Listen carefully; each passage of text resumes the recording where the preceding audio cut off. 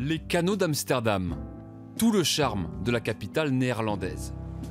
75 km de voies d'eau à découvrir en péniche touristique, en mode plus convivial ou de plus en plus tendance, la croisière écolo.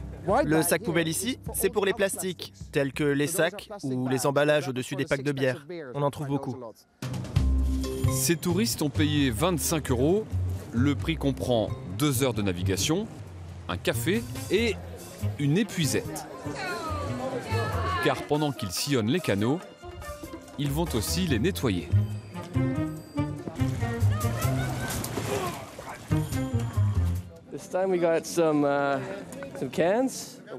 J'ai trouvé des canettes, une bouteille et du polystyrène.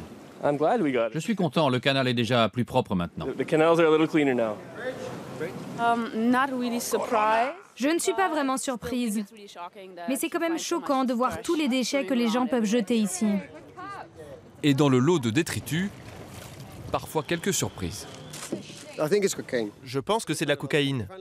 Nous trouvons vraiment de tout, et beaucoup de drogue. Souvent, c'est de l'herbe. Ce sont les gens qui roulent pour la première fois un joint. Ils sont très nerveux et avec le vent, hop, ça tombe dans l'eau. Et ils ne peuvent pas sauter pour aller la rechercher. Pour ces touristes italiens, cette croisière est une façon de visiter Amsterdam en se sentant utile. Ça devrait être le contraire, on devrait être payé pour nettoyer. Mais c'est bien de donner un peu de soi en investissant dans ce type d'activité. C'est pour la bonne cause. D'autant que ces déchets sont extrêmement nocifs pour la faune, notamment le polystyrène. Les poissons prennent ça pour de la nourriture et le mangent. Mais il y a de l'air dans ces petites billes, et la flottaison des poissons change. Lorsqu'il commence à faire chaud et qu'ils cherchent de l'eau plus fraîche, ils ne peuvent plus plonger suffisamment, et ils meurent. Au fil des croisières, 70 000 bouteilles ont été repêchées l'an passé. Les clients sont ravis, tout comme le patron, car le croisiériste est aussi recycleur. Voilà comment il transforme les déchets plastiques. À partir de ça, on fait des plaques dures comme ça. Celles-ci qui sont plus tendres, et celles-là, très souples.